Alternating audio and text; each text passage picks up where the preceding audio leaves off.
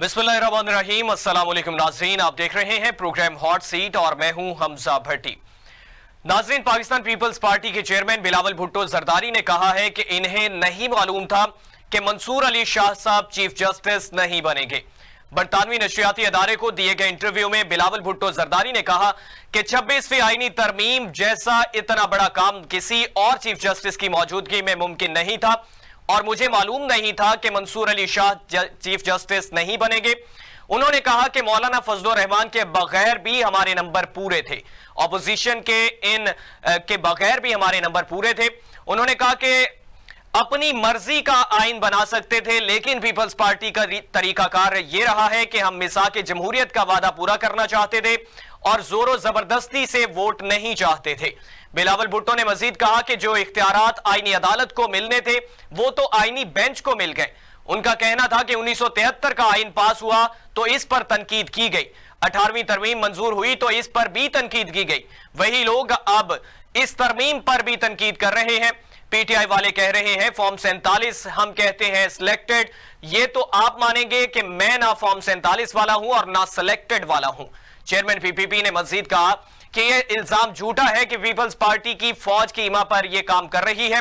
मैंने मिसाक जमहूरियत पर अमल किया, एस्टैब्लिशमेंट के कहने पर नहीं बल्कि अपनी वालिदा के कहने पर, जबकि बानी पीटीआई ने जो किया वो आज भुगत रहे हैं। दूसरी जानिब पाकिस्तान मुस्लिम लीग नवाज के रहनुमा राना सनाउल्लाह साहब, उन्होंने कहा कि जस्टिस याहिया अफरीदी को चीफ जस्टिस बनाने की वजह यह है कि वो जजों की ग्रुपिंग हो चुकी थी, जिसकी वजह से जो मुंसलिक नजर आ रहे थे, जानिबदार नजर आ रहे थे और याहिया अफरीदी साहब गैर जानिबदार नजर आए, तो इस हवाले से उनको जो है वो चीफ जस्टिस मुंतखब किया गया। और इसी हवाले से बैरिस्टर अली जफर साहब जो हैं वो ये कहते हैं कि ग्रुप बंदी की वजह से अगर चीफ जस्टिस ना बनाया जाए तो ये अदलिया में मुदाखलत है।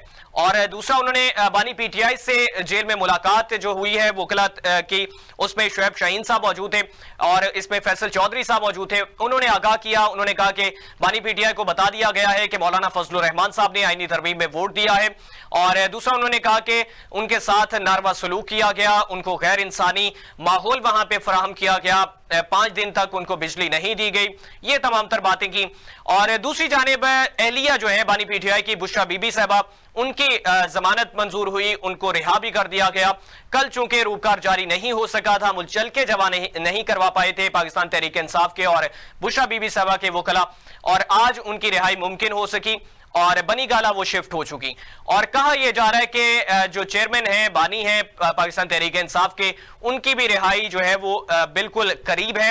उनके हवाले से भी ये जो है वो गुजारिशात पेश की जा रही पाकिस्तान तहरीक इंसाफ के वकला की जानिब से। दूसरी जानिब लोगों के हवाले से मंसूर अली शाह साहब जस्टिस जो है उनकी जानिब से कहा गया कि लोग हमारे अमाल देख रहे हैं, तारीख कभी मुआफ नहीं करती। जस्टिस मंसूर अली शाह साहब ने चीफ जस्टिस काजी फैज ईसा साहब को खत लिखा और खुसूसी बेंच में बैठने से उन्होंने इनकार कर दिया। खत में कहा कि पहले भी लिखा था तरमीमी ऑर्डिनेंस पर फुल कोर्ट बैठने तक खुसूसी बेंचेस का हिस्सा नहीं बनूंगा। खत में उन्होंने सर थॉमस मोरे का कॉल भी इसमें जो है वो नकल किया, जिसमें जस्टिस मंसूर अली शाह ने नया खत जो है वो 23 अक्टूबर को लिखा। इन तमाम तफसीलात पे बात करेंगे। पाकिस्तान मुस्लिम लीग नवाज से राना अली अब्बास खान साहब ने हमें ज्वाइन किया। राना साहब बहुत शुक्रिया, आपने कीमती वक्त दिया। और पाकिस्तान तहरीक इंसाफ से उमैर वसी जफर साहब ने हमें ज्वाइन किया। उमैर साहब बहुत शुक्रिया, आपने कीमती वक्त दिया। राना साहब, आपसे आगाज करना चाहूंगा। चेयरमैन पीपल्स पार्टी बिलावल भुट्टो जरदारी साहब आज ये कह रहे हैं कि मुझे अंदाजा नहीं था कि चीफ जस्टिस मंसूर अली शाह साहब नहीं बन पाएंगे। जी देखिए, इसमें जाहिरी बात है कि जो 26वीं तरमीम पास हुई है उसमें जो जुडिशियल कमीशन बना है उसकी अक्सरीती राय से 2/3 मेजोरिटी से जो भी फैसला होना था उसके मुताबिक नए चीफ जस्टिस का ऐलान होना था। और अगर पार्लियामेंट सुप्रीम है, मुकर्ररा ने कानून बनाना है और अदालतों के जरिए उनकी इन्फोर्समेंट होनी है, तो मैं समझता हूं कि जो 26वीं तरमीम पास हुई है आइन और कानून के मुताबिक पास हुई है, इसमें अब जो लोग जो भी मर्जी बातें कर लें, जो मर्जी कह लें, मौलाना फजलुर रहमान साहब के साथ जितनी नेगोशिएट की गई हैं सिर्फ इसी मकसद के लिए की गई हैं कि तमाम जमातें अगर यकजा होकर इस पे इकट्ठे होकर बैठेंगे बेहतर फैसला होगा। ये आईनी जज की बजाय आईनी जो बेंच बनाने की प्रपोजल थी वो भी पीटीआई की तरफ से थी। तो इस हवाले से पीटीआई ने अगर शमूलियत नहीं करनी थी तो उस कमेटी में नाम ना देते। यानी ये पहले कर लेते हैं, फिर सोचते हैं, फिर बाद में मुकर जाते हैं। अब ऐसे नहीं हो सकता कि आईनी तरमीम पास हो, फिर जुडिशल कमीशन बन जाए, उसके मेंबरान नॉमिनेट हो जाए और उन मेंबरान में से 2/3 मेजोरिटी के जरिए जो भी फैसला हुआ है, हम नहीं कहते कि वो मंसूर अली शाह साहब के हक में नहीं हुआ या अफरीदी साहब के, वो भी एक जज हैं, ऑनरेबल जज हैं, अनाउंस हो चुका है, प्रेसिडेंट ने उनकी समरी साइन कर दी है। वो आज मेरे भी चीफ जस्टिस हैं, वो पाल आपके भी उतने ही चीफ जस्टिस हैं, वो हर बंदे के लिए उतने ही चीफ जस्टिस हैं। तो हमें तवक्कुआत है कि वो आइन और कानून के मुताबिक आने वाले दिनों में फैसला करेंगे। अच्छा रन साहब, मैं इसमें जानना ये चाह रहा हूं कि बिलावल भुट्टो जरदारी साहब ने जिस तरह से ये जिक्र किया कि मुझे अंदाजा नहीं था, तो मतलब भुट्टो साहब जो हैं उनको भी अंदाजा नहीं था कि जस्टिस मंसूर अली शाह जो हैं वो चीफ जस्टिस नहीं बनेंगे या उनको नहीं इसमें कंसीडर किया जा रहा। और दूसरा, उनकी जानिब से ये भी कहा गया मौलाना फजलुर रहमान साहब के हवाले से कि उनके बगैर भी नंबर्स हमारे पूरे थे। देखिए, नंबर्स पूरे होना एक अलग बात है, कंसेंसस होना एक अलग बात है, सबको साथ लेके चलना एक अलग बात है। फैसला अगर अक्सरीती जमात है या अक्सरीती लोग हैं जिनके नंबर्स पूरे हैं, वो फैसला कर लेना एक अलग बात है। तो जैसे बिलावल साहब ने कहा है, मैं समझता हूँ बिलावल साहब की 26वीं तरमीम में बड़ी एफर्ट है, उन्होंने बड़ी कोशिश की है सबको मोटिवेट करने की, एक पेज पे लाने की। आप नहीं समझते कि बेशुमार लोग सफर करते हैं जिनके राइट्स हैं, जिनके number of cases supreme court में पेंडिंग है, इन आईनी मामलात में वो उलझ कर रह गए हैं, साल हर साल से उन लोगों को रिलीफ नहीं मिल रहा। तो ये ज्यादा बेहतर नहीं है कि ये सूबाई सतह पर भी ये मैं समझता हूँ कि ऐसे बेंचेस बनने चाहिए जो सिर्फ और सिर्फ ये आईनी मामलात को देखें, पॉलिटिकल मामलात को देखें और लोगों को रिलीफ जो मिलना चाहिए, जो साल हर साल नहीं मिलता, वो फौरी तौर पर उनके फैसले होने चाहिए। नहीं बिल्कुल रन साहब, ये होना चाहिए, लेकिन उसमें जो मुसव्वदा है वो भी पब्लिश होना चाहिए, पाकिस्तान के अवाम के सामने होना चाहिए। जैसे अब आपके सामने है बिलावल भुट्टो जरदारी साहब, वो कह रहे हैं कि मुझे अंदाजा नहीं था कि ऐसा हो सकेगा। दूसरा, वो बेंच के हवाले से कह रहे हैं कि इख्तियारात जो हैं वो ज्यादा दे दिए गए। तो अगर तमाम सियासी जमातों को डेफिनेटली एतमाद में लेके आगे बढ़ना चाहिए, जिस तरह से मौजूदा सूरत हाल के मुताबिक पाकिस्तान तहरीक इंसाफ को भी एंगेज करने की कोशिश की गई, लेकिन उनकी तरफ से यह मौक़िफ़ आया कि हमारे सेनेटर्स को, हमारे लोगों को हिरासा किया गया, इस वजह से हम इसमें शामिल नहीं हो सके। सर, ऐसी कतन कोई बात नहीं है। इस मुसव्वदे पर एक दिन नहीं, मुसलसल कई रोज बहस हुई है। एक एक नुक्ते पर चेयरमैन पीटीआई गौहर साहब ने एक एक नुक्ते पर पॉइंट आउट किया है, एक एक नुक्ते पर मौलाना फजलुर रहमान साहब ने डिस्कस किया है, कामरान मुर्तजा साहब इसमें शामिल थे। तो इन सब ने मैं समझता हूँ कि मिलकर ये जो मुसव्वदे की शक्ल बनाई है, ये कंसेंसस के साथ डेवलप हुई। ऑलराइट रान साहब, बीइंग अ पॉलिटिकल स्टूडेंट, आप लॉ के स्टूडेंट भी हैं, लॉ आप जो है उसके हवाले से डेफिनेटली बहुत अच्छे से इसमें गाइड कर सकते हैं। जिस तरह से 18वीं तरमीम में सेर हासिल गुफ्तगू हुई, एक साल तक, मतलब 8-9 महीने तक ये प्रोसेस जारी रहा, तो आप नहीं समझते कि इस पे भी सेर हासिल गुफ्तगू होनी चाहिए थी? सर, मुकन्ना का काम है आइन साजी। अगर आप ये कहते हैं कि ये पार्लियामेंट का इस्तेहकाक है कानून बनाना, तो मैं बिल्कुल ये होना चाहिए, इसको हाउस में बहस में लाना चाहिए। जितनी डिस्कशन होगी उससे ज्यादा बेहतर अच्छे नताइज साबित होंगे। तो लेकिन वक्त की जरूरत के मुताबिक जो फैसले किए जाते हैं, मैं समझता हूँ वो वक्त और हालात के मुताबिक फैसले होते हैं और उनको करना चाहिए, होना चाहिए, उनको करना चाहिए। उमैर वसी जफर साहब, क्या कहेंगे आप इस हवाले से? आपका क्या नुक्ता नजर होगा? राना साहब की आपने गुफ्तगू मुलाजा फरमाई और बिलावल भुट्टो जरदारी साहब अब कह रहे हैं कि मुझे ये चीजों का मालूम ही नहीं था कि ऐसे ऐसे हो जाएंगी। बिस्मिल्लाहिर्रहमानिर्रहीम जी, अस्सलातु वस्सलाम अलैका या रसूलल्लाह, अस्सलातु वस्सलाम अलैका या हबीबुल्लाह। पहले तो गुजारिश इस तरह से है कि बिलावल साहब जो फरमाया है, इनको ये पता ही नहीं था कि मंसूर अली शाह साहब चीफ जस्टिस नहीं बनेंगे, या ये इनकी मंशा थी। ये तो क्या जरूरत थी कि 25 से पहले ये आईनी वाले थे। दूसरी बात है, राणा साहब ने भी फरमाया और आपके भी इल्म में होगा, एक कमेटी ने कोशिश की, यूनानिमस तो ना हो सका, फजल रहमान साहब के वोट तो ये ना सके उस कमेटी के अंदर, लेकिन पीपल पार्टी ने वोट दिया है, नून लीग के साथ इत्तेफाक किया है, हमारे नए चीफ जस्टिस साहब। देखिए, हम किसी पर्सन स्पेसिफिक बात नहीं करते हैं, इन्होंने आईने पाकिस्तान के ऊपर जो काला धब्बा लगा दिया है, उसके लिए पाकिस्तानी अवाम इनको कभी भी माफ नहीं करेगी। ये कहलाएंगी kangaroo courts. If you may know कि कैंगरू कोर्ट्स, एक कोर्ट के अंदर एक और कोर्ट बना के रख दी हुई है। जो ये लोग बात कर रहे हैं कि जी बहुत सारे मुकदमे पेंडिंग हैं, मुकदमे तो पेंडिंग हैं हमारे सिविल कोर्टों में, मुकदमे पेंडिंग है हमारे सेशन कोर्ट्स में। आज ये क्यों नहीं जुडिशरी की अपॉइंटमेंट के तरीकेकार को वजह करके राजी हैं? ये क्यों अपनी मर्जी के जजेस को लगाना चाहते हैं? ये क्यों एक आईनी बेंच बनाना चाहते हैं जिसमें इनके मर्जी के जज बैठ जाएं, इनके मर्जी के फैसले करें, और अगर वो फैसला ना करें तो ये उनको किक आउट कर सके? ये बेसिकली उनके ऊपर एक तलवार लेके बैठ गए हुए कि हमारी मर्जी की बात लिख दो, अगर नहीं लिखोगे तो हम तुम्हें निकाल देंगे। ये सारी बातें इनके इल्म में थी, चाहे वो बिलावल भुट्टो साहब हो, चाहे वो नून लीग हो। इन्होंने एक शैम तरीके के साथ ये आईनी तहरीक रात के 12 बजे पे पास करवाई है। 12 बजे भी इन्होंने मेंबरान को जाने ना दिया। 12 बज के असल इख्तलाफ कहाँ पे है? जो दूसरे अरकान हैं उनका वोट साथ में लेना, वहां पे इख्तलाफ है आपका? गुजारिश इस तरह से है कि इस किसी अमल की जरूरत नहीं थी, ये एक सिंगल पर्सन को आउस्ट करने के लिए, जो मंसूर अली शाह साहब ऑनरेबल जज जो हैं, उनको आउस्ट करने के लिए ये सारी एक्सरसाइज की गई है। वोट तो इन्होंने हमारे कैंडिडेट्स को, हमारे अरकान को तो ये शुरू दिन से तंग करते चले आ रहे हैं। फॉर्म 47 की फसाइयत की हुकूमत जो है, आज इन्होंने कहा ये कह देना इकबाल जुर्म है कि हमारे पास नंबर्स पूरे थे। नंबर्स कैसे पूरे थे? या तो ये कहना कि हमने इतने इतने बंदों के साथ मीटिंग की, उनको कन्विंस कर लिया। नंबर्स थे डंडे के जोर पे पूरे, नंबर थे दूसरे इदारों के जोर के ऊपर पूरे। इनके किस तरीके से नंबर पूरे थे? ये तो एक इकबाल जुर्म करके माजी की दो चीजें हो रहे हैं। माजी की दो चीजें जो है वो यहाँ पे पॉइंट आउट करना चाहूंगा याद दहानी के लिए।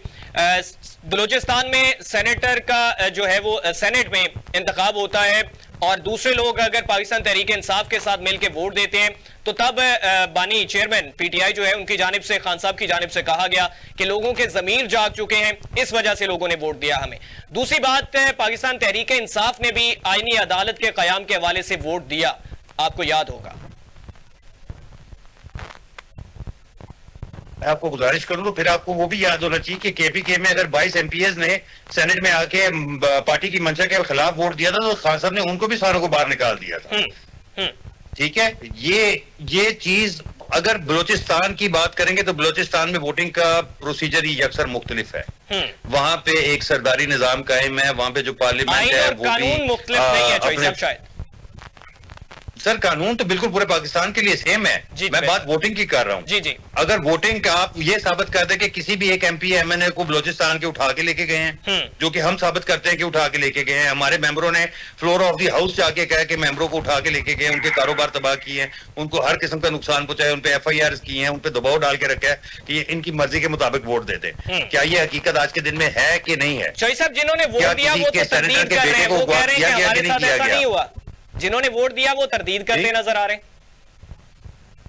सर हमारे पास वीडियोस मौजूद हैं, तरदीद करना उनकी मजबूरी है गरीबों की। वो कहां चले गए थे? किधर गायब हो गए थे?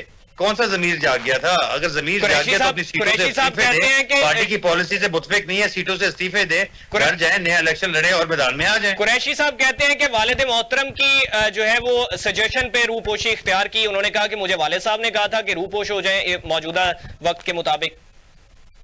पाकिस्तान तहरीक इंसाफ इस मैटर के अंदर लुक इनटू कर रही है, उनको शो कॉज नोटिस कर दिया गया। उन्होंने कभी भी वोट नहीं दिया, सिर्फ क्लेम इतना सा है कि उनका राब्ता मुनकना हो गया था पार्टी के साथ। और वो वहां पे मौजूद भी थे। कर रहे हैं जो आके हुकूमती बेंचों पे ऊपर बैठे, दंदना के बैठे और उनके लिए वोट देने के लिए तैयार थे। उमर साहब, वैसे ज़ैन कुरैशी साहब और दीगर लोग भी वहां पे मौजूद थे, ये मैं आपको तस्दीक शुदा खबर आपको बता रहा हूं, वहां पे मौजूद थे।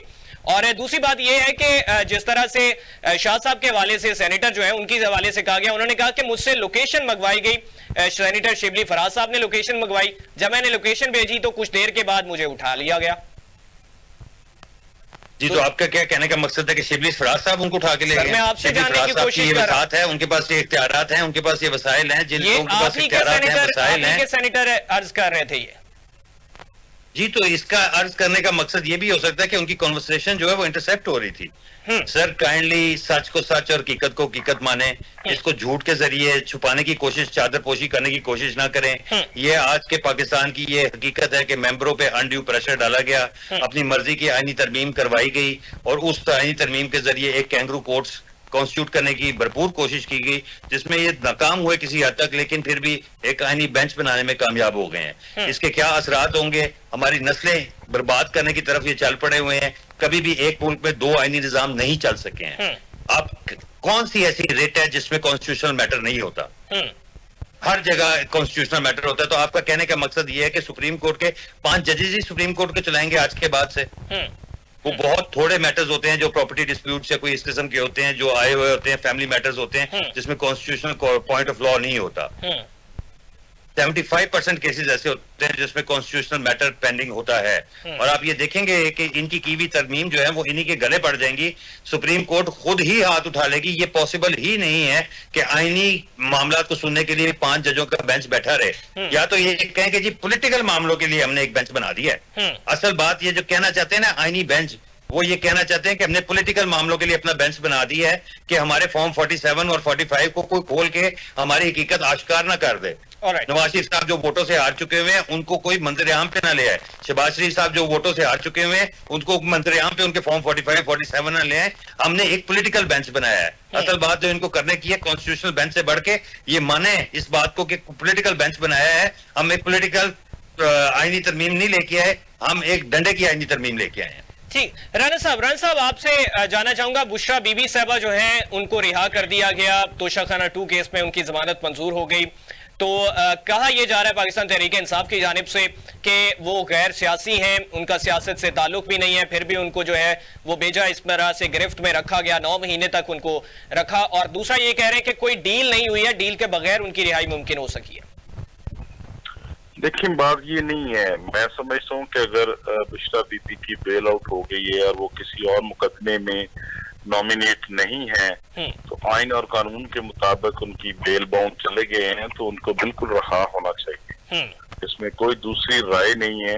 अगर उनपे कोई और दूसरा मुकदमा नहीं है तो उसको रहा होना चाहिए। और मैं थोड़ा सा पीछे इनको लेके जाऊंगा कि जब पीटीआई की हुकूमत थी और पीटीआई के प्राइम मिनिस्टर और एस्टेब्लिशमेंट एक पेज पे होते थे, उस वक्त हाजिरियां कौन पूरी करता था? जिन अदालतों से पीटीआई को रिलीफ मिलता था उनकी तारीफ, और जिन अदालतों से पीटीआई के खिलाफ कोई फैसला आ जाता था तो सोशल मीडिया पर उसकी तशहीर, उसके तमस्खुर, वो बदतमीजी का कल्चर शुरू होता था उन अदालतों में उन जजेस के खिलाफ।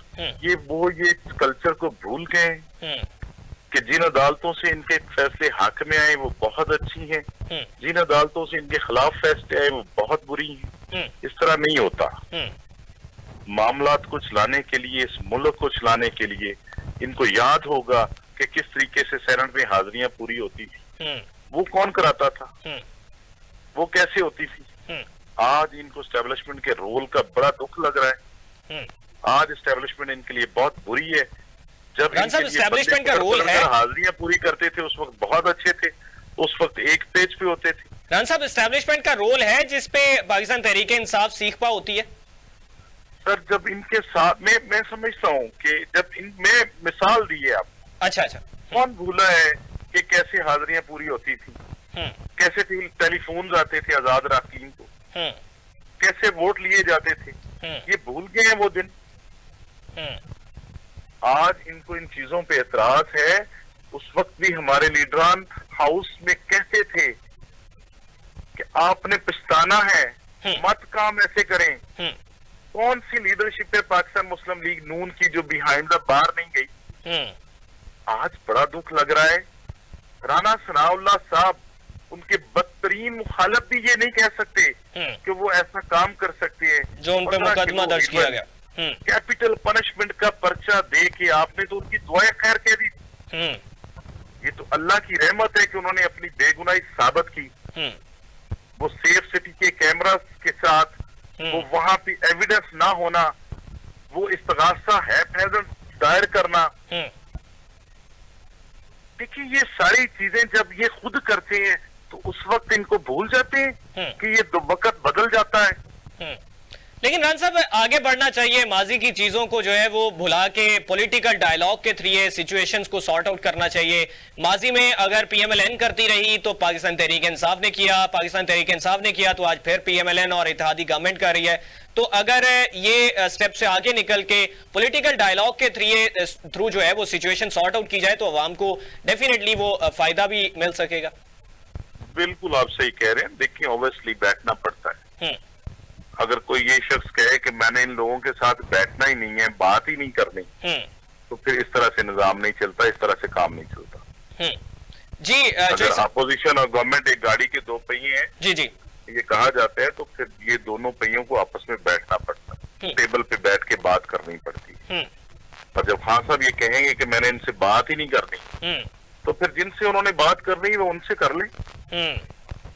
जी चौई साहब फिर से वही बातें कि पॉलिटिकल डायलॉग की ऑफर्स तो पाकिस्तान तहरीक इंसाफ को हम भी जानते हैं, आप भी जानते हैं और पाकिस्तान के अवाम भी जानते हैं कि कहा जाता रहा, लेकिन बानी चेयरमैन की जानिब से यही कहा जाता रहा कि इनके साथ पॉलिटिकल डायलॉग नहीं हो सकता।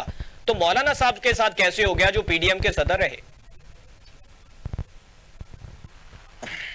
पाकिस्तान की बेहतरी के लिए ना जी, पॉलिटिकल डायलॉग से हम कभी भी पीछे नहीं हटे। हमारी सिर्फ बात ये रही कि किसी चोर से, किसी सजा याफ्ता से या किसी जो अपने मफादात की जंग लड़ने के लिए पाकिस्तान के सिस्टम को करप्ट करने के लिए पाकिस्तान में आए, उनके लिए हमारे दरवाजे हमेशा के लिए बंद है। ये जितने भी केसेस की बात कर रहे हैं ना, वो नवाज शरीफ साहब के खिलाफ जरदारी साहब ने बनाए थे और जरदारी साहब के खिलाफ नवाज शरीफ साहब ने बनवाए थे। तो ये हमें ये बता दें कि पीटीआई के 2018 के दौर से चौई साहब, राना सनाउल्लाह साहब पे जो केस हुआ, शहरियार अफरीदी साहब, मैं गुजारिश करने लगा हूँ जी, मैं पहले की गुजारिश करने लगा हूँ, अगर राना सनाउल्लाह साहब पे कोई केस हुआ तो वो एक प्रॉपर महकमा मौजूद है। शहरियार अफरीदी साहब उस वक्त स्टेट मिनिस्टर जरूर थे उसके, लेकिन वो एंटी नारकोटिक्स का एक महकमा मौजूद है। अगर कोई महकमा भी कार्रवाई करेगा, वो भी आप लोग हमारे खाते लिखते चले जाते हैं। तो मतलब अगर कोई महकमा भी गलती करेगा तो वो भी उस वक्त की, फिर मौजूदा हुकूमत नहीं कर रही, फिर तो महकमाना कार्रवाइयां की जा रही हैं पाकिस्तान तहरीक इंसाफ के खिलाफ भी। नहीं जी, ये पॉसिबल है नहीं ना। उसकी वजह ये है कि कोई ऐसा केस खान इमरान खान पे ये आज दिन तक नहीं बना सके जिसमें ये सजा दिलवा सके। बुशरा बीबी की आप बात कर रहे थे, 9 महीने वो जेल गई थी खुद। ये तो जेल से भागते हैं, ये तो अपनी जेल में क्यों है? अगर सजा नहीं है तो जेल में क्यों है फिर वो?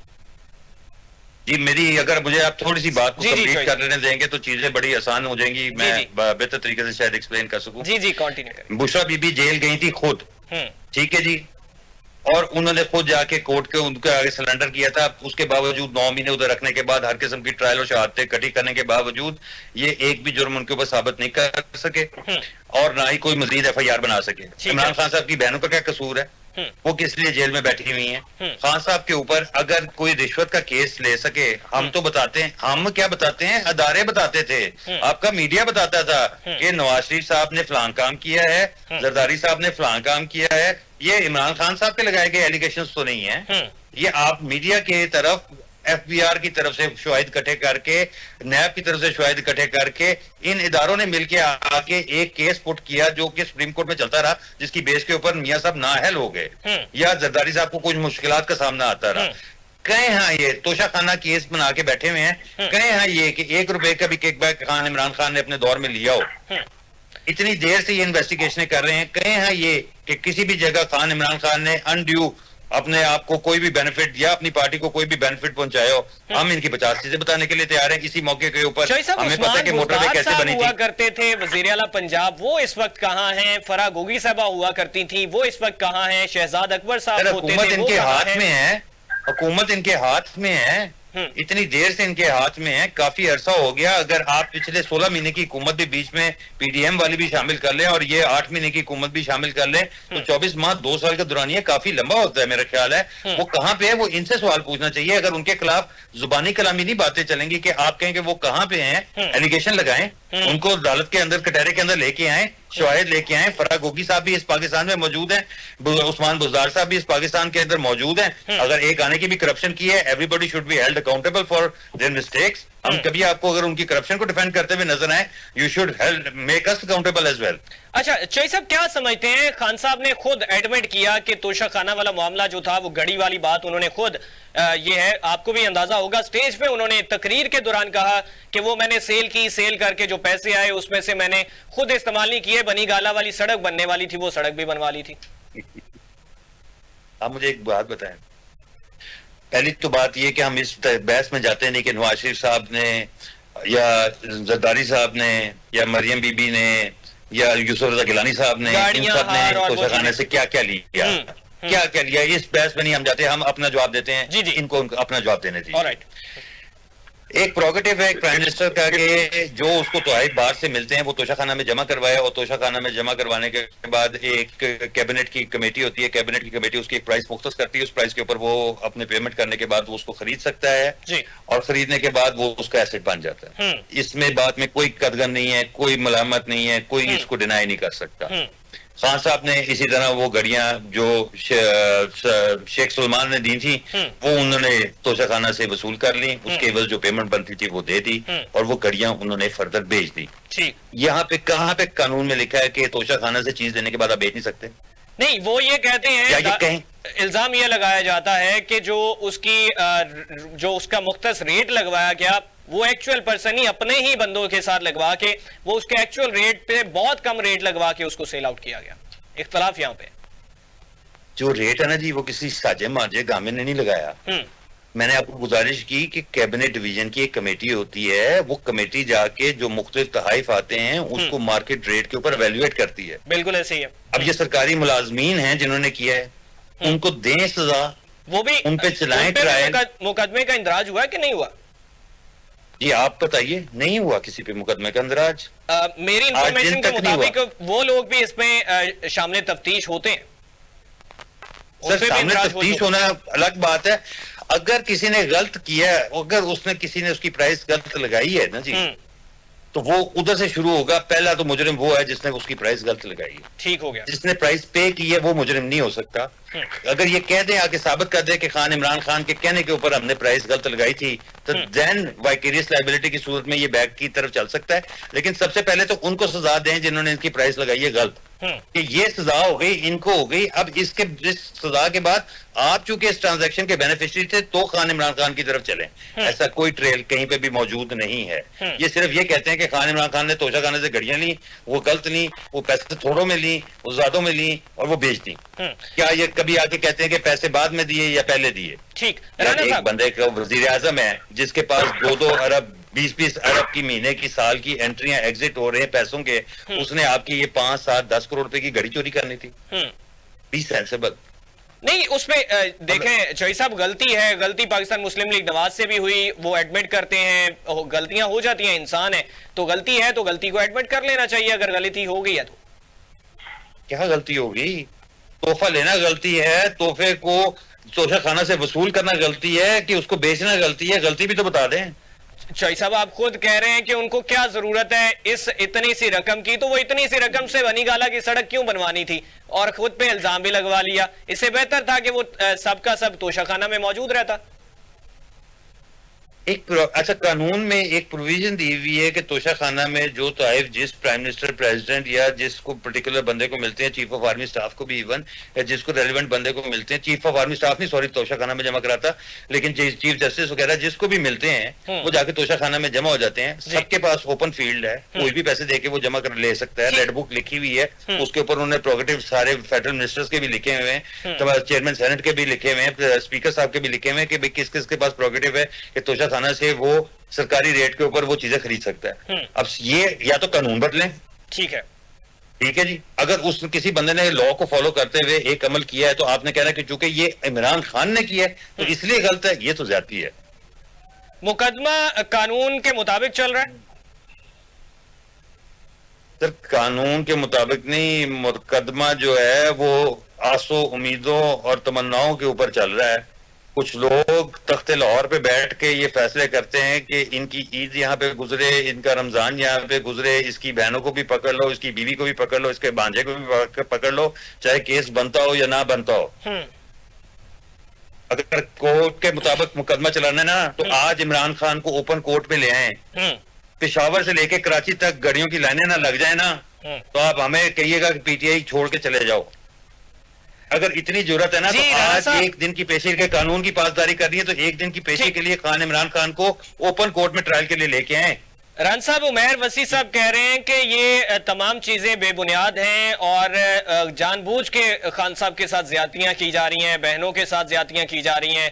वो मरियम नवाज साहबा के दरवाजे भी कमरे के तोड़े गए, ये चीजें भी थोड़ी सी हैं, इन पे क्या कहना चाहेंगे? काश इनको ये सारी चीजें याद हूँ। मैं थोड़ा सा इनका जवाब देना चाहूंगा। देखें, वो कंटेनर की स्पीचेस आपको भी और सारे पाकिस्तान को गवाह है, जब मौलाना फजलुर रहमान को किस किस नाम से पुकारा जाता था, कैसे कैसे उनकी तज़हीक की जाती थी। और अल्लाह की शान देखें, आज वही लोग सारे मौलाना की दहलीज पे बैठे होते हैं। मुझे तो ये हैरानी होती है कि ये कंसेंसस पे भी नहीं आते, बैठने को भी तैयार नहीं होते, और किस मुंह से उसके घर जाते हैं। परवेज इलाही साहब को भी डाकू, शायद पंजाब का डाकू कहते होते हैं। सबसे बड़ा डाकू परवेज इलाही।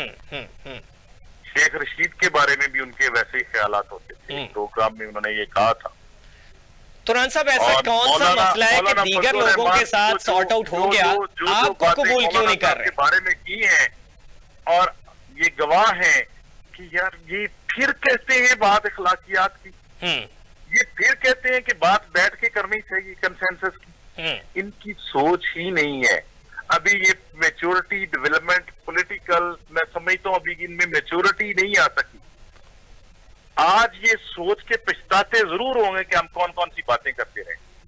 मैं आज भी कहता हूँ कि वो दौर याद करें जब मियां शहबाज शरीफ ने फ्लोर ऑफ द हाउस इनको ऑफर की, आए बैठे, मुल्क तबाही के दहाने पे जा रहा है, आए बैठे मिसाके मईशत करते, इनकी तरफ हाथ बढ़ाया। ये उस वक्त भी बैठने के लिए तैयार नहीं थे, और आज भी ये वही गलती दोहरा रहे हैं। मुल्क वाकईतन उस जगह पे नहीं है, लेकिन इंशाअल्लाह ताला जिस सिमत चल रहा है, जिस सिमत में पंजाब की सीएम मेहनत कर रही हैं, इंशाअल्लाह ताला अल्लाह की रहमत से मैं आपको गारंटी करता हूँ कि इस दिसंबर के बाद ये मुल्क दोबारा तरक्की की राह पे गामजन हो। अच्छा राना साहब, सॉरी फॉर इंटरप्शन, माजी में वैसे देखा जाए तो तमाम सियासी जमातों का वतीरा, तरीका सियासत यही रहा है। राना सनाउल्लाह साहब पाकिस्तान पीपल्स पार्टी से ताल्लुक रखते थे, चिन्योट में जो है वो तकारीर करते थे मरियम नवाज साहबा के हवाले से, मोहतरमा मरहुमा जो है वो कुलसूम नवाज साहबा के हवाले से, और इसी तरह से बेनज़ीर भुट्टो साहबा के हवाले से जो तस्वीर इश्तिहार वो तशहीर की जाना, और ये रवैया तमाम सियासी जमातों को अगर माजी में हुआ वो भी काबिल मज़म्मत होना चाहिए, अगर मौजूदा दौर में हो रहा है तो वो भी काबिल मज़म्मत होना चाहिए। देखिए, मैं बिल्कुल इस बात में कोई दूसरी राय या आर नहीं समझता कि अगर उनके ऊपर मुकदमात नहीं हैं इमरान खान साहब की बहनों पे, तो बिल्कुल उनको गिरफ्तार नहीं करना चाहिए। वो तारीख को दोबारा अगर गलत हुआ है किसी के दौर में, तो उसको दोबारा रिपीट नहीं होना चाहिए। हमें आगे बढ़ना चाहिए खुले दिल से, खुले दिमाग से, इस मुल्क की बेहतरी के लिए, इस मुल्क की तरक्की के लिए, इस मुल्क की अवाम की खातिर हमें बैठकर अच्छे फैसले करने चाहिए, ताकि इस मुल्क के आने वाली जो नौजवान नस्ल है वो बेहतर फील कर सके। अच्छा राना साहब, एक आपका मौक़िफ़ और लेना चाहूंगा।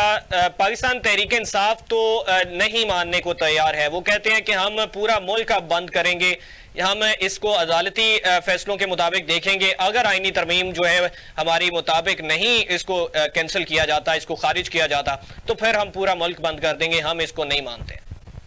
मैं इस बात पे खुद डिटरमिन हूं, मैं अपनी जाती राय कह रहा हूं। मैं बिल्कुल ये कहूंगा पूरे यकीन के साथ कि इस मुल्क की तबाही का आगाज उस दिन हुआ था जब इस्लामाबाद में धरने का पहला दिन था। इस मुल्क की तरक्की पे डाका मारा गया उस दिन, जब चाइना के प्रेसिडेंट ने आना था और इस मुल्क में इस्लामाबाद कैपिटल में ये धरना देकर बैठे, उस दिन इस मुल्क की तरक्की पे डाका मारा गया। और आज भी अगर ये ऐसा काम करते हैं, आज भी जो मैं समझता हूं कि ये कैपिटल पे देते हैं, ये इस मुल्क के साथ दुश्मनी करते हैं, इस मुल्क की तरक्की को रोकते हैं, इस मुल्क की तरक्की के पहिए को ये जाम करते हैं। अगर ये ऐसा काम करेंगे तो यकीन माने आप, अवाम के जहनों में भी ये आ गया है, अवाम भी अब इनसे मुतनफ्फर होना शुरू हो गए इस बात से। ये माने या ना माने, ये आपस में बैठ के ये कहते हैं कि वो खुद तो अंदर बैठा हुआ है और हमें सड़कों में इसने भगाया हुआ है। लेकिन राना साहब 38% वोट, सबसे ज्यादा वोट पाकिस्तान तहरीक इंसाफ ने हासिल किया। फैसलाबाद में आप भी समझते हैं नताइज जिस तरह से आए, ऑलमोस्ट क्लीन स्वीप किया फैसलाबाद से पाकिस्तान तहरीक इंसाफ। देखिए, इसमें कोई शक नहीं है कि फैसलाबाद में नताइज, उसमें बेशुमार मुहरकात हैं जिस वजह से वो नताइज, उसमें बहुत सारे अवामल शामिल हैं, उसमें बहुत सारी चीजें ऐसी शामिल हैं जिस वजह से ऐसे नताइज है। वैसे अच्छा, जिस तरह से राना सनाउल्लाह साहब ने कहा कि इंतकामी कार्रवाइयां जो है वो अवाम के जहनों में रहीं, तो आप भी यही समझते हैं कि पाकिस्तान तहरीक इंसाफ के साथ जिस तरह से रवैया रहा उसके नताइज आए ये इलेक्शंस के रिजल्ट्स में? ऑब्वियसली मैं समझता हूँ कि हमें इन चीजों से अब आगे जाना चाहिए। बहुत हो चुका है इस मुल्क के साथ खिलवाड़, बहुत तजर्बे कर लिए हैं, हमें मिल बैठकर इस मुल्क की बेहतरी के लिए अच्छे इकदाम करने चाहिए। जी चौई साहब, राना साहब आज फिर आपको वो भी ये कह रहे हैं कि दोबारा से पॉलिटिकल डायलॉग के थ्रू आगे बढ़ने चाहिए और तमाम माजी की जो कार्रवाइयां की गई आप उनको कह लें, जिस तरह से रवैया रखा गया पॉलिटिकल लोगों के साथ या दीगर उनके अहले अयाल के साथ, उनके लवाहिकीन के साथ, उसको भुलाकर आगे बढ़ना चाहिए। और मौलाना साहब के हवाले से भी और परवेज इलाही साहब के हवाले से भी आपने सुन लिया जो कहा था खान साहब ने, तो आज वो दोस्त बन सकते हैं तो इनको भी बना लीजिए थोड़ा सा दोस्त। पहली तो बात ये कि अगर हम पिछली बातें करेंगे तो इस वक्त ऐसे भी लोग हैं कि पेट फाड़ के या लाहौर की गलियों में घसीटूंगा या टैक्सी का लफ्ज़ इस्तेमाल किया गया, आपने तस्वीरें फेंकने की तरफ इशारा कर दिया, ये पॉलिटिक्स है। इसमें कभी दोस्त, इसमें कभी आप मुखालिफ सिंध में होते हैं, कभी आप इकट्ठे होते हैं, वो एक अलग बहस है। जब ये बात की कि पाकिस्तान की तबाही, तो मैं समझता हूँ कि पाकिस्तान की तबाही कर्जा उतारो मुल्क सवारो स्कीम से शुरू हुई थी, वो सस्ती रोटी स्कीम से शुरू हुई थी, वो ये बिजली घर जो लगाए गए अपना घर भरने के लिए, मियां मंशा साहब हो, उनके लाल पील पावर प्लांट हो जिसको पैसे दिए जा रहे हैं, ये पाकिस्तान की तबाही वहां से शुरू हुई। ये वहां से शुरू हुई कि जब अपने पैसे यहाँ से लेके जाके न्यूजीलैंड में अपनी ये स्टील मिल्स लगाई गई, ये पाकिस्तान की तबाही शुरू हुई है वहां से। ठीक है जी। और दूसरी बात ये कि जहां तक बिल बैठने का ताल्लुक है तो ये पाकिस्तान के 3 साल गवर्नमेंट रही तो मुकदमात क्यों नहीं दर्ज हुए, गिरफ्त में क्यों नहीं कानून आया, कानून ने क्यों नहीं गिरफ्त में लिया इन लोगों को, मुकदमात क्यों नहीं इंदराज करवाया गया? मुकदमात इंदराज हुए जी, हमने तो नहीं कराए, पीपल पार्टी ने अपने दौर में करा लिए थे। तो फिर केस हमने नहीं कराया था, ये नून लीग ने कराया था पीपल पार्टी के खिलाफ। सर ये मुकदमात दर्ज हुए हुए हैं, ये कुटैकना का केस हमने नहीं कराया था, सरे महल का केस हमने नहीं कराया था, ये पहले नून लीग ने करवाए हुए थे। ये बाकी सारे जो एवन फील्ड रेफरेंस है, ये सारे रेफरेंसेस हैं, ये नैब के अंदर इनके दौर में तैयार हुए हुए थे। प्राइम मिनिस्टर कोई और तो नहीं था। मुकदमा दर्ज हुए, हम तो सिर्फ पॉइंट आउट कर रहे हैं कि उनको सजा करार बाकी देना ना देना हमारा काम नहीं है, वो आईने पाकिस्तान के तहत जो अदालतें काम कर रही है ये उनका काम है। हेल्थ मिनिस्टर यास्मीन राशिद साहबा थी और कहा यह जा रहा है कि नवाज शरीफ साहब जो हैं उन्होंने मेडिकल रिपोर्ट्स गलत बनवाई और उसके बाद वो लंदन रवाना हो गए। हेल्थ मिनिस्टर पाकिस्तान तहरीक इंसाफ की थी, उनको पता नहीं चला, गलत रिपोर्ट्स बनवा ली। सर बात यह है कि वो हेल्थ मिनिस्टर थी, कोई इन्वेस्टिगेटिव एजेंसी में नहीं थी। जो वो बाहर रवाना हुए वो पाकिस्तान की लाहौर हाई कोर्ट में एक एफिडेविट दे के रवाना हुए, पाकिस्तान की अदालतों से परमिशन लेके रवाना हुए। उसके बाद हम अदालतों के आगे कुछ कर नहीं सकते, हम तो सारे तस्वीर में कम करके बैठते हैं आइन के आगे। खान साहब ने भी आप मुझे जरा 1 मिनट अगर दे देंगे ना, मैं बड़ा आपको आसानी के साथ सारी चीजें वाज़ेह कर दूंगा। जी जी जी जी जी। ये आइन की रूह से जो अदालतें हाईकोर्ट की बनी हुई हैं उनकी परमिशन के साथ गए। उस वक्त हेल्थ मिनिस्टर कोई भी होता है, we are law abiding citizens, we are always been law abiding citizens. जहां तक ये राना साहब बात कर रहे हैं कि हमें मिल बैठना चाहिए और आपस में बैठ के बात कर लेनी चाहिए, हम एज ए पार्टी इस वक्त लीडर के बगैर होने के बावजूद, हमारा लीडर खान इमरान खान जेल में है, हम अवाम के रुख के मुताबिक चल रहे हैं। इनको कहें पाकिस्तानी अवाम को अपनी तरफ ले आए, कोई ऐसा एक इकदाम कर दें, चाहे वो किसान हो, चाहे वो कोई दुकानदार हो, चाहे वो कोई कारोबारी शख्स हो, चाहे वो तनख्वाहदार तबका हो, कोई एक भी बंदा इनकी तरफ, इनके वोट बढ़े हैं कि घटे हैं? ये भी फील्ड में है, ये भी एक वर्कर आदमी है हमारी तरह, मेरी तरह एक वर्कर है, इनको भी हर चीजों का इल्म है। ये क्यों हमें अपने साथ बिठाना चाहते हैं? ये अवाम का धारा अपनी तरफ मोड़ना चाहते हैं। अगर ये किसी आइन की बात करेंगे, अगर पाकिस्तान की बेहतरी की बात करेंगे, हम इनके साथ हैं, हम किसी पॉलिटिकल डायलॉग से कभी भी पीछे नहीं हटते। लेकिन ये हमें कहें कि अवाम के इस्तेसाल के लिए हमारे साथ शामिल हो जाओ, हमने पाकिस्तानी अवाम को मजीद उसकी तजनीकी करनी है तो फिर हमारे साथ शामिल हो जाओ, तो उसमें हम इनका साथ नहीं दे सकते। अवाम की बेहतरी का आज ये पहला स्टेप उठा लें। आज ये कहें क्यों नहीं ये आईपीपीज के एग्रीमेंट सारे पब्लिक करते, हम इनके साथ बैठते हैं, आए ये पब्लिक करें। कौन सा ऐसा एग्रीमेंट है जिसको ये पब्लिक करने से डरते हैं? क्या ऐसा उसमें मसलियत है? जिस आइन के तहत ये एग्रीमेंट बनाए गए हैं, आर्बिट्रेशन क्लॉज उसमें मौजूद है, क्यों नहीं ये उसके साथ नेगोशिएट करते कि तुम्हें पेनल्टी डलेगी जब तुम उतनी बिजली नहीं बना रहे जितनी बिजली बनाने के लिए तुम्हें बनाया गया था, तो तुम्हें पेनल्टी डलेगी। क्यों नहीं पेनल्टी क्लॉज वहां पे ये एक्टिवेट करते? ये इसलिए आके हमारे एग्रीमेंट्स नहीं लेके आते। साहब, बैनुल अक़वामी मुआहदे आईपीपीज के साथ पाकिस्तान तहरीक इंसाफ के दौर में भी हुए और वो रिन्यू भी हुए, और रिन्यू भी हुए, 2050 तक मुआहदे तय कर दिए गए बिना सोचे समझे। क्या उसको जो है वो कैंसिल किया जा सकता है? आपसे जानना चाहूंगा। जी, मेरी गुजारिश है, मैं कैंसिल करने की बात नहीं की। मैंने लाल पीर पावर का एग्रीमेंट खुद पढ़ा हुआ है, ठीक है जी। मैं after reading the agreement I am conversing with you, मैं उसकी बैकग्राउंड इंफॉर्मेशन रखने के बाद आपके साथ बात कर रहा हूं। उसमें क्लॉजेस मौजूद हैं। इसमें किसी एग्रीमेंट, कोई ऐसा नहीं एग्रीमेंट होता, ये कोई हम न्यूक्लियर पावर प्लांट की बात नहीं कर रहे हैं। कोई एग्रीमेंट ऐसा नहीं है कि आप इसको पब्लिक नहीं कर सकते। It's a public document, Pakistan की अवाम इसके पैसे पे कर रही है ना जी। हमें हक है कि हमें वो एग्रीमेंट दिखाया जाए। What is the sane reason? कोई एक सिंगल सेन रीजन दे दें कि ये एग्रीमेंट पब्लिक नहीं करना। उसमें आर्बिट्रेशन क्लॉज मौजूद है, उसमें ऐसी चीजें मौजूद हैं जिसके जैसे पेनल्टीज उनको डाली जा सकती हैं। ये चूंकि पैसे घूम फिर के इनकी जेब के अंदर जाने होते हैं, और ये जो बंद भी किए गए हैं ये भी अपनी जेबें भरी गई हैं कि इससे पहले कि हमारी हुकूमत चली जाए तो हम अपनी जेबें भर लें। देखें, जहां तक बात है कि आपस में मिल बैठ के पॉलिटिकल नुक्ता नजर के ऊपर बात करनी चाहिए, हम बिल्कुल इससे मुत्फिक हैं। आज ये हमारे साथ बात करें कि पाकिस्तान की अवाम की बेहतरी के लिए फलां प्रोजेक्ट हम लेके आ रहे हैं, हम इनके साथ मिलकर बैठने के लिए मुत्फिक हैं। अगर ये बात करें कि हमने अपनी जेबें भरनी है, हमने जनाब हमजा शहबाज शरीफ साहब ने इटली में सोलर पैनल की फैक्ट्री लगा ली है, इसलिए हम अवाम को फ्री बिजली देने के लिए फ्री सोलर पैनल देने के लिए बैठने लगे, तो हम तो नहीं इस पे मानते। That is not the solution. Long run में ये कोई सोल्यूशन नहीं है। ये आज ये क्यों नहीं बात करते कि जो इंपोर्ट पॉलिसी या जो मैन्युफैक्चरिंग पॉलिसी हमजा शहबाज के लिए होगी वो एक आम पाकिस्तानी के लिए होगी। ये क्यों नहीं चीनी के ऊपर से जो चीनी की एक्सपोर्ट है उसके ऊपर से उठाते पाबंदियां? ये क्यों नहीं एक फ्री मार्केट क्रिएट करने की बात करते पाकिस्तान के अंदर? आज ये फ्री मार्केट क्रिएट करने की बात करें, हम इनके साथ है। लेकिन ये बात करेंगे कि इंडिया के साथ इंपोर्ट शुरू कर लो, इंडिया के साथ एक्सपोर्ट शुरू कर लो, जिसमें इनका फायदा है, जिसमें इनके बिजनेसेस को फायदा मिलता है। ये हर उस काम को आगे लेके चलना चाहते हैं और उसके लिए चाहते हैं कि पीटीआई की या पीटीआई प्लस अवाम की सपोर्ट इनको हासिल हो जाए। वो तो ये ले नहीं सकते। अब ये पीटीआई के राय वो सपोर्ट लेना चाहते हैं, तो बड़ी माजरत के साथ।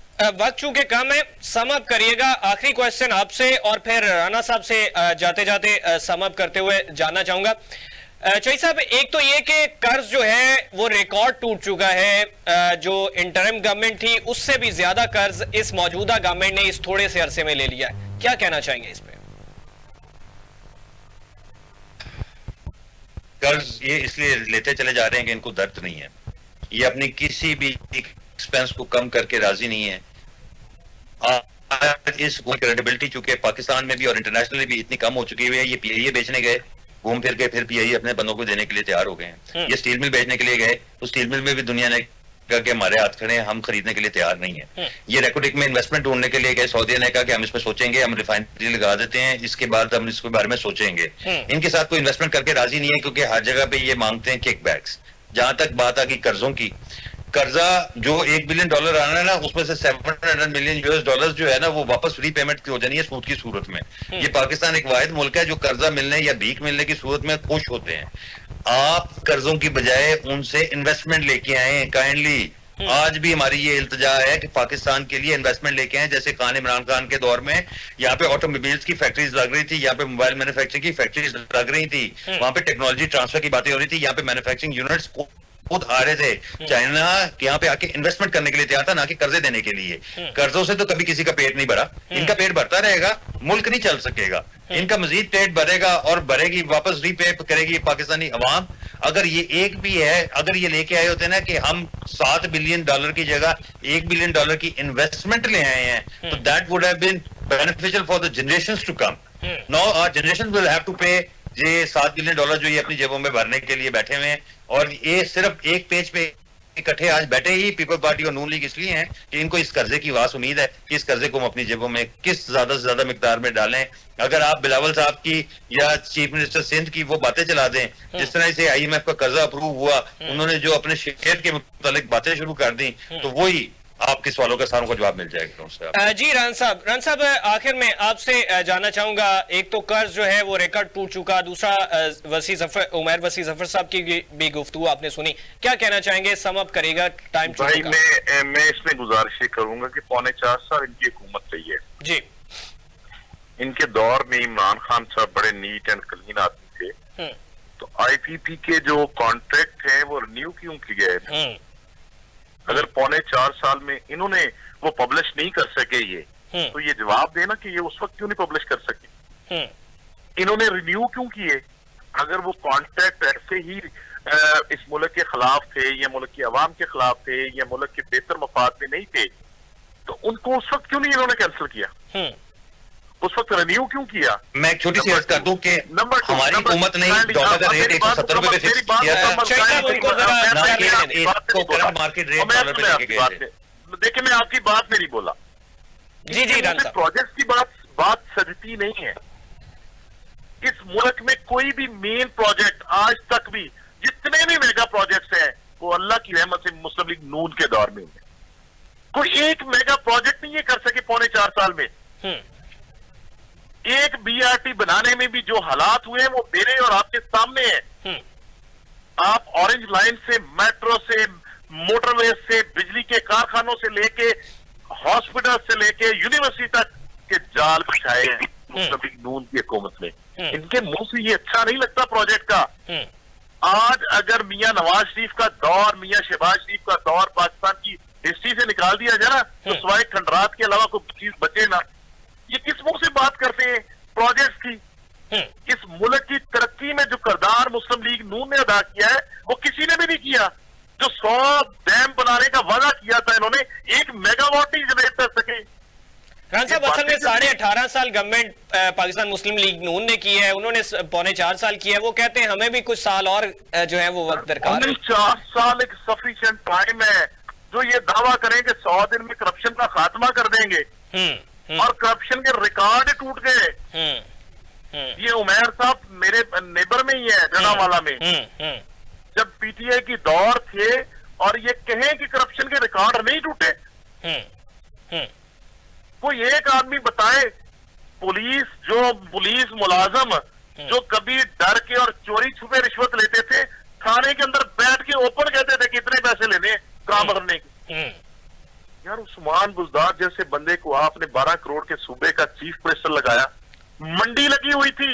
रान साहब, उनपे पर्चा क्यों नहीं कोई दर्ज हो रहा? उनपे कोई मुकदमा क्यों नहीं दर्ज हो रहा? कोई इंक्वायरी नहीं? इंशाल्लाह देखिए कानून के कटहरे में वो भी आएंगे। जिसने जो काम किए हैं वो इंशाल्लाह ताला कानून के कटहरे में वो आएंगे, और जो इस मुल्क के साथ जिसने ज्यादती की है वो इंशाल्लाह ताला वो सजा भुगतेगा। ठीक है राना साहब, बहुत शुक्रिया, आपने कीमती वक्त दिया। राना अली अब्बास खान साहब पाकिस्तान मुस्लिम लीग नवाज से हमारे साथ मौजूद थे। उमैर वसी जफर साहब पाकिस्तान तहरीक इंसाफ से। चौधरी साहब, बहुत शुक्रिया, आपने कीमती वक्त दिया। नाज़रीन, ये मौजूदा सूरत हाल है जिसमें पाकिस्तान तहरीक इंसाफ जो है वो अभी भी इस बात पे है कि हम इस आईनी तरमीम को नहीं मानते। हम इसके खिलाफ अदालतों में दरखास्तें दायर कर रहे हैं। अगर अदालती कार्रवाई में ये मामला सॉल्व नहीं हुआ तो फिर हम सड़कों पे निकलेंगे, पूरे मुल्क को बंद कर देंगे।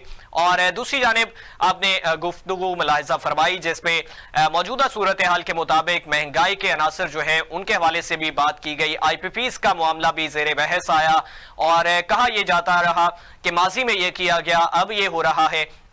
लेकिन अगर देखा जाए तो हर सियासी जमात जो है अपने दौरे हुकूमत में उन तमाम तर चीजों को नजरअंदाज कर देती है, लेकिन जब इक्तदार से चले जाते हैं, बरसरे इक्तदार नहीं होते, इलेक्शन कैंपेन्स में होते हैं, तो पाकिस्तान के अवाम जो है उनके पास रसाई होती है और फिर दावे किए जाते हैं, फिर इल्जामात भी लगाए जाते हैं।